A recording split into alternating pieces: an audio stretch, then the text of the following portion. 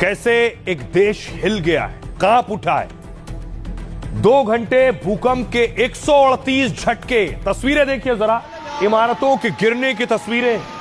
इमारत खिलौने की तरह ढह गई है, ताश के पत्तों की तरह गिर रही है। देखिए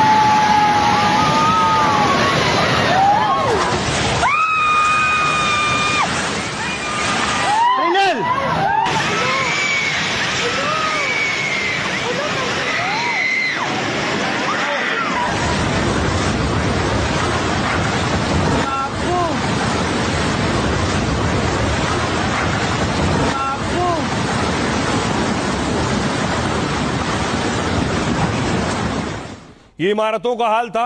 बच्चे जो स्कूल में थे, सोचिए भूकंप की तीव्रता 7.8 थी।